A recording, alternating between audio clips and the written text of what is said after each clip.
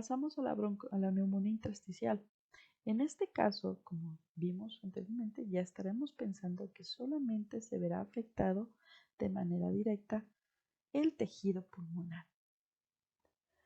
Veremos en primera instancia cuando se abre el tórax del cadáver que el pulmón no colapsa. Su distribución, a diferencia de las otras dos, no es craneoventral, sino que es una distribución difusa o generalizada. Se caracteriza porque se ve un pulmón con un aumento de tamaño considerable, redondez en las puntas de los lóbulos, así como la impresión costal de las costillas, lo que llamamos marcas costales. Tendrá una textura elástica, gomosa, como es la que mencionábamos en un principio, o carnosa. Generalmente al momento del corte veremos que hay salida de líquido seroso, o sea, no hay salida de un líquido purulento o fibrinoso, es meramente suero líquido en forma de espuma, y también encontraremos en muchas ocasiones espuma en inicio de la tráquea o tal vez hasta saliendo de los hollares del cadáver. La puerta de entrada de esta neumonía es aerógena, hoy puede ser hematógena también. Las etiologías más comunes son virus, sepsis, agentes químicos, hipersensibilidad o gases tóxicos. Ojo aquí, no aparecen en general bacterias, sino que la principal causa de este tipo de neumonía es la presencia de virus o a veces la intervención de intoxicaciones con agentes químicos o gases tóxicos.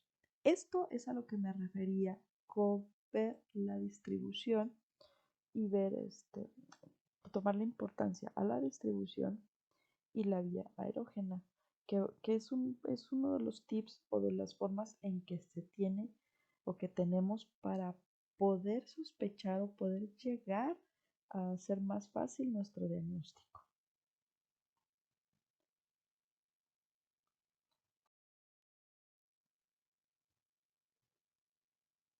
En las neumonías, bueno, acá tenemos ya no solamente el dibujo, estamos viendo dos fotografías donde se ejemplifica de manera perfecta lo que es una neumonía intersticial. Acá podemos ver lo que mencionaba, como los lóbulos se tornan redondeados, pulmones aparentemente más grandes de lo normal, y estas líneas que vemos atravesadas son las impresiones intercostales, como nos lo están señalando estas flechas blancas.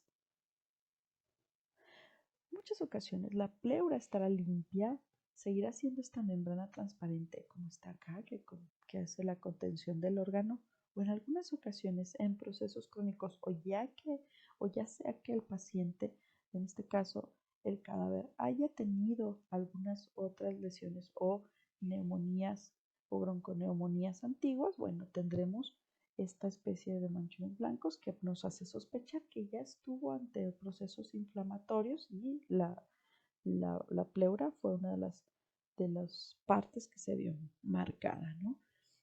Otra cosa, recordemos lo que mencionaba hace unos momentos acerca de la textura gomosa. Son de esas imágenes que puedes tocar o que puedes sentir. Entonces, imaginemos que tenemos este dedo enfrente y que vamos a tocarlo. Imaginemos a su vez que vamos a tocar una especie de malvavisco húmedo. ¿Recuerdan? ¿Alguien ha hecho este tipo de ejercicio? Bueno, si no, tomen un malvavisco o un bombón, humedézcanlo un poquito y traten de oprimirlo. Eso, chicos, es una consistencia gomosa. Entonces, es muy similar esa consistencia con este tipo de inflamación.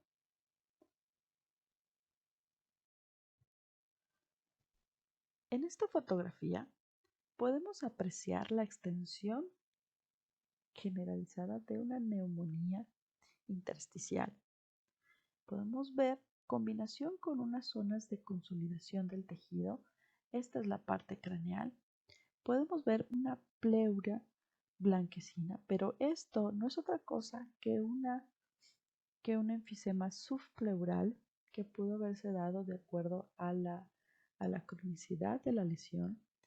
Este corte que vemos acá nos facilita el poder observar cómo es que los septos, o aparentemente los septos pulmonares, se ven distendidos, aumentados de tamaño, y podemos sentir o pensar que tiene esta textura gomosa que hacíamos mención. Esto pueden ser cicatrices o pueden ser secuelas de algún otro tipo de lesión que tuvo con anterioridad este paciente. Este es un pulmón de ternero proveniente de una producción en feedlot, o sea, una neumonía intersticial de feedlot. ¿Esto qué quiere decir? El feedlot es una producción intensiva de bovinos donde estos no crecen en un pastoreo como muchos lo hemos visto o que es muy típico aquí en el estado de Jalisco, sino que es un tipo de producción que se da en corrales y que si no se llega a un equilibrio en la producción del mismo, hace que sea este tipo de lesiones muy frecuentes.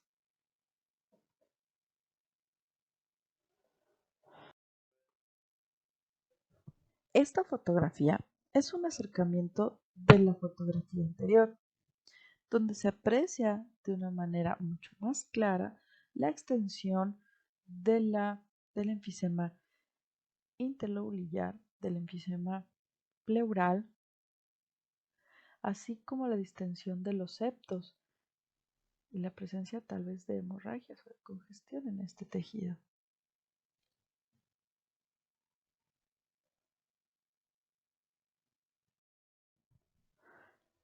Esta es una microfotografía donde se nos muestra el tejido pulmonar aquejado por una neumonía intersticial, donde la presencia de estas membranas hialinas es muy común, específicamente para estas lesiones donde mencionábamos de neumonía intersticial de feedlot. Esto es un contenido alto en proteínas que se va depositando o se deposita entre el tejido intersticial de los pulmones, llega al alvéolos y podemos tenerlo también entre las vías aéreas.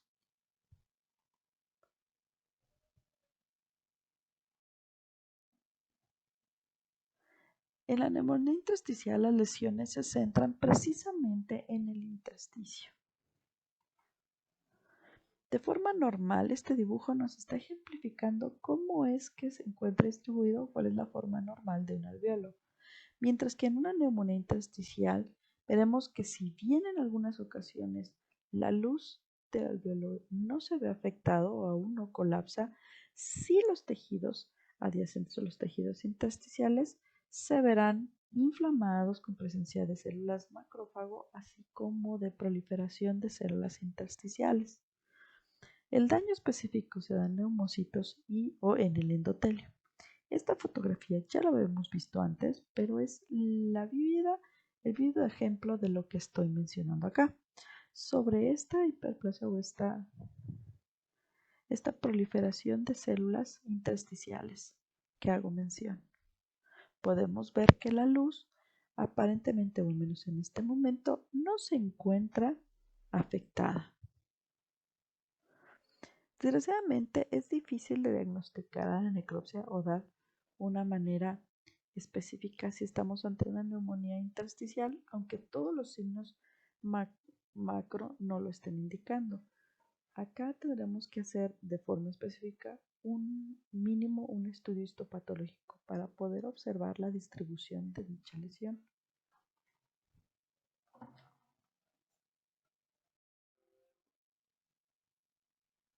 Algunos de los agentes etiológicos, como vimos, pueden ser virus o intoxicaciones con algunos gases o químicos. También tenemos los que son de etiología desconocida, como puede ser intoxicación por el 3-metilindol o consecuencias subclínicas de esta intoxicación, o en dados casos que algunos pacientes jóvenes se vean afectados por virus o bacterias, como el caso del virus sincitial bovino. Algunas enfermedades de hipersensibilidad, como puede ser la hipersensibilidad al al heno enmohecido con Microsporidium faeni, o tener alergia, por ejemplo, a la leche o algunas otras alergias. Puede ser también por intoxicaciones por plantas, como puede ser el Fusarium solani, la perilla frutensis o menta púrpura, una especie de planta llamada brassica. Pueden ser también ionóforos o monensina, que el ionóforo, las monensinas no son precisamente plantas, pero sí son unos derivados de algunos hongos que se utilizan en la producción de bovinos, de cerdos, de aves, como un facilitador para que puedan ganar más peso y sean mucho más resistentes los animales. Desgraciadamente, un mal cálculo en la adición, porque es un aditivo alimenticio, puede llevar a la muerte por una neumonía intersticial.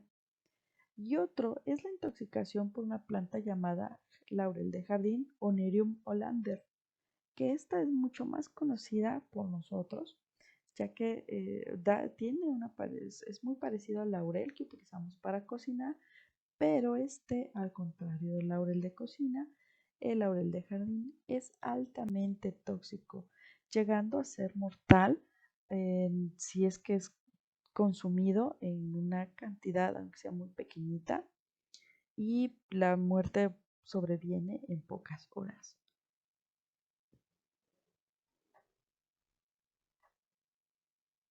Este es un ejemplo de una intoxicación por laurel de jardín.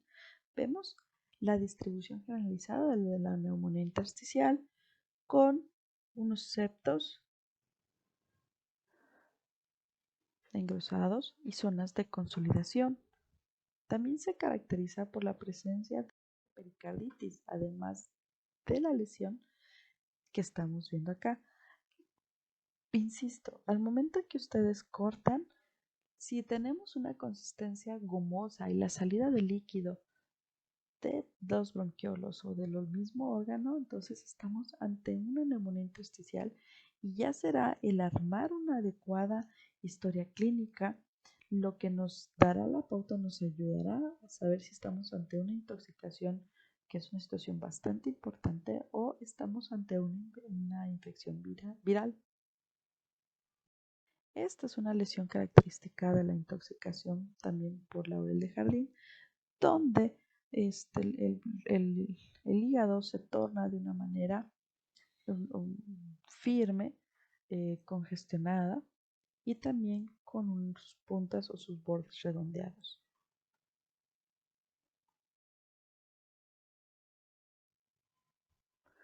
Podemos encontrar neumonías intersticiales por enfermedades parasitarias, como puede ser el Dictyocaulus viviparus o el Ascaris-Summ. Exposición a gases o humos como el dióxido de nitrógeno o el dióxido de zinc, o simplemente deberse un shock pulmonar debido a endotoxemias como mastitis por coliformes y pulsiformes.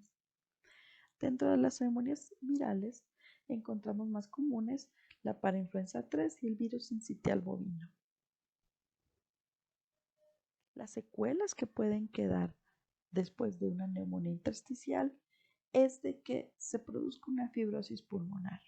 Recordemos que cuando un tejido está expuesto a una constante inflamación, como un método, ya no tanto de defensa, sino como un método para poder adaptarse y sobrevivir, es que los células originales dan paso a células de fibrosis. Entonces, podemos tener ya la presencia de unos septos no solamente engrosados, sino que hay una proliferación de tejido fibroso, lo que ocasiona que este órgano sí, tal vez aparentemente se reponga. Vemos acá la distribución general y vemos las impresiones costales, pero estaremos ante un tejido pulmonar que no está cumpliendo con las necesidades y con su trabajo, que es el poder oxigenar y hacer el intercambio gaseoso.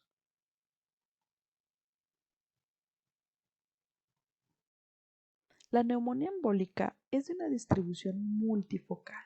Como lo dice el nombre, es embólica, es la presencia de embolias. tiene una textura nodular por las mismas embolias que van y se depositan en los capilares o vasos más pequeños del pulmón. Su vía de distribución, su vía de llegada es hematógena.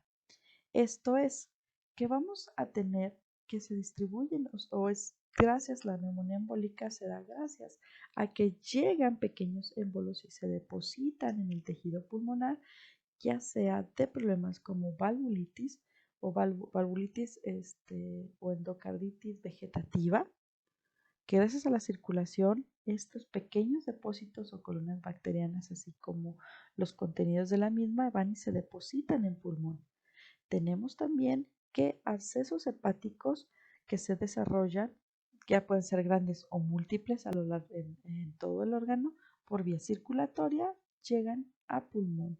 Tenemos también una trombosis yugular o arterias con trombosis que pueden reventarse o puede salir un poquito de su contenido y depositarse en los capilares y provocar una tromboembolia.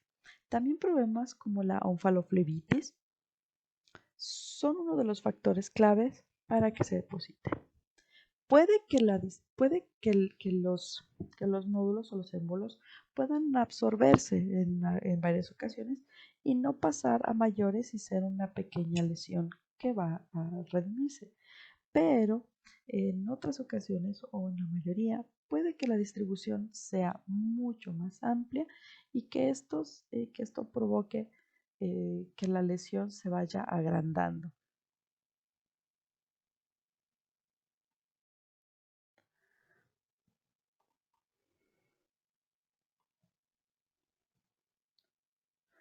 Puede llegar a originarse una neumonía supurativa en muchos focos, pero generalmente estos también vienen a ser parte de una secuela de una bronconeumonía supurativa. Se pueden llegar a formar múltiples abscesos que van a ocupar un espacio importante, a menos de la necrosis que estén provocando. Pueden también llegar y formarse unos abscesos que estos irán creciendo y tomando espacio que no les corresponde y evitando con esto el papel y el trabajo del pulmón.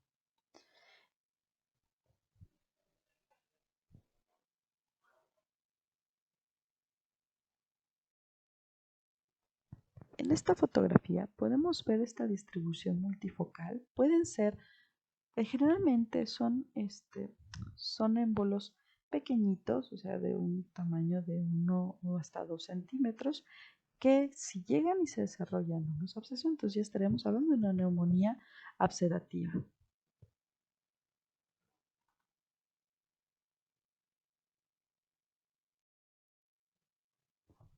En esta fotografía podemos apreciar un número importante de émbolos distribuidos tanto en el pulmón, señalados por las flechas azules en el pulmón, como la flecha azul y lógico o es visto que también la distribución en el hígado es generalizada, es multifocal.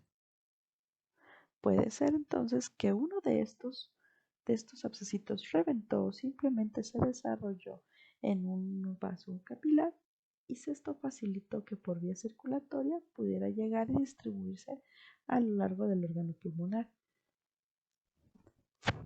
Vemos varias zonas de consolidación, hemorragia o lo que pudiera ser hasta necrosis.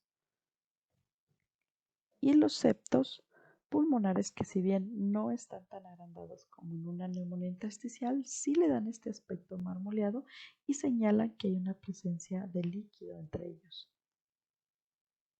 Posible líquido. La endocarditis vegetativa, como lo vimos en sistema circulatorio, es uno de los principales factores para que se pueda desarrollar una neumonía embólica.